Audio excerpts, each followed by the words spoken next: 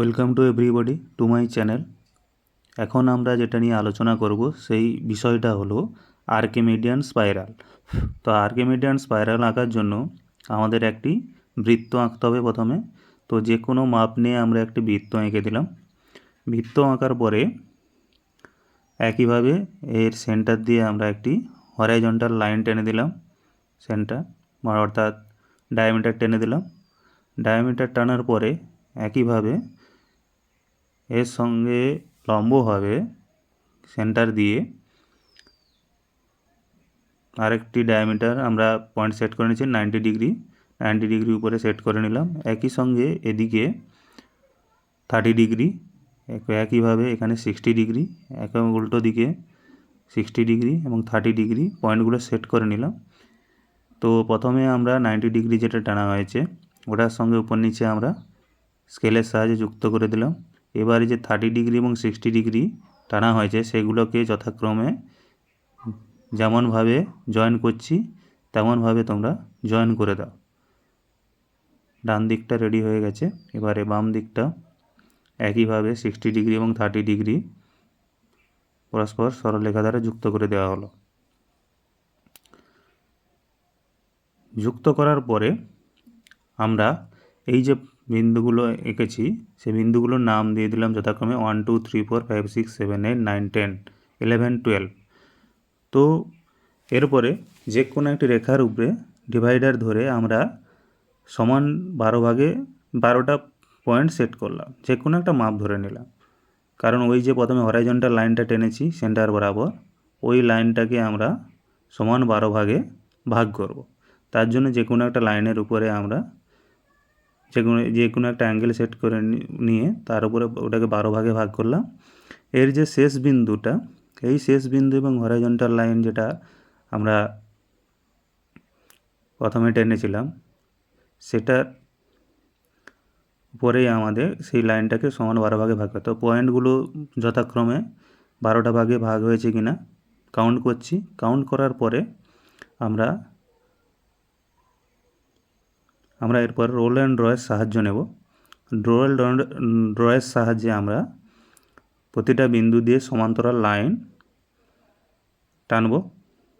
তো কীভাবে টানছি ধীরে ধীরে তোমরা দেখে সেগুলো ফলো করার চেষ্টা করো। তো সরল রেখাও টানতে পারো বা বিন্দুও সেট করতে পারো, যার যেটা সুবিধা হয় সেটাই করবে। সরল রেখা টানলেও ভালো, আর যদি বিন্দুও সেট করতে পারো তাহলেও ঠিক আছে, কোনো সমস্যা নেই। তো আমি আমার সুবিধার্থে বিন্দু এখানে সেট করছি। তো একটা করে বিন্দু সেট করছি। তো তোমরা একইভাবে তোমরা ফলো করার চেষ্টা করো।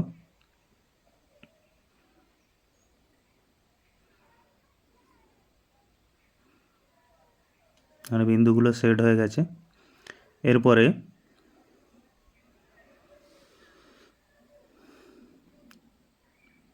সেন্টারের নাম দিলাম ও।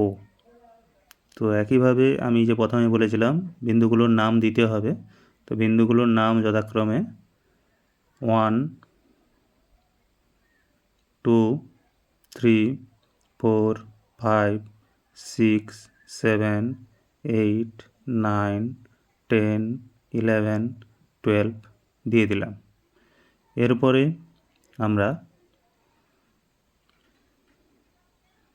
পেন্সিল কম্পাস নেব।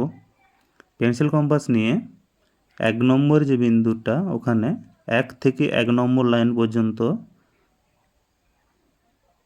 যুক্ত করলাম। একইভাবে 2 নম্বর যে বিন্দুটা 2 থেকে 2 নম্বর যে রেখাটা ওখান পর্যন্ত চাপ টানব। একইভাবে 3 নম্বর বিন্দু থেকে 3 নম্বর যে রেখাটা 3 নম্বর বিন্দু যে রেখাটা টানা হয়েছে একইভাবে 3 থেকে 3 পর্যন্ত যুক্ত করব। একইভাবে 4 থেকে 4, একইভাবে 5 থেকে 5 হচ্ছে এখন। তো একইভাবে 6 থেকে 6, 7 থেকে 7, তারপরে 8 থেকে 8,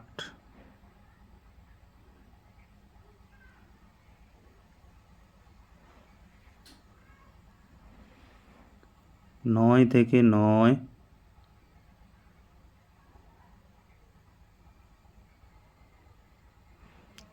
10 থেকে 10,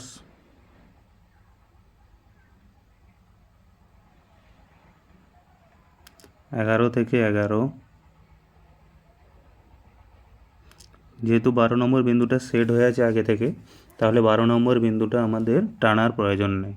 এরপরে কি করব, 1 থেকে যে 1 নম্বর রেখাটার উপরে একটা বিন্দুটি সেট হয়েছে ওখানে চিহ্নিত করলাম, 2 থেকে 2, 3, 4, 5, 6, 7, 8, 9, 10, 11 এবং 12 যে বিন্দুগুলো এক এক করে হয়েছে ওই বিন্দুগুলো আমরা চিহ্নিত করলাম।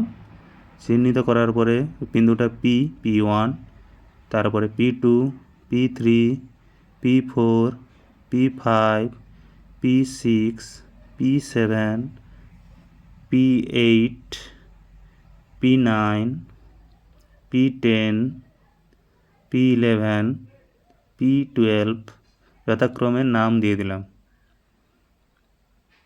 এরপরে আমরা সুটেবল কার্ভ আমরা চুজ করব, যেটা আমাদের এখানে করতে হবে।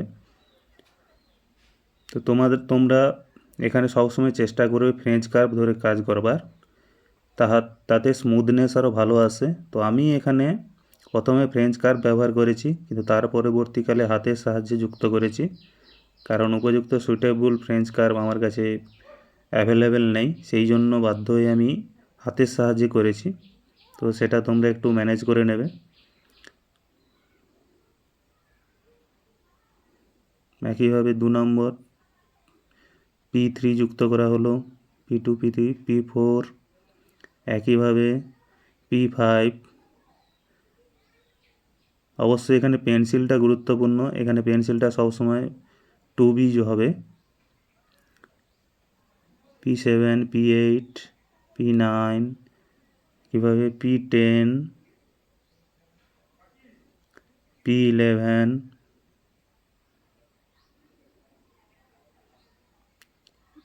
এবং শেষ যে বিন্দুটা P12, এটা যুক্ত করে দিলাম। যুক্ত করে দিলে আমাদের আর্কিমিডিয়ান স্পাইরাল রেডি হয়ে গেল। তো থ্যাংক ইউ ফর ওয়াচিং।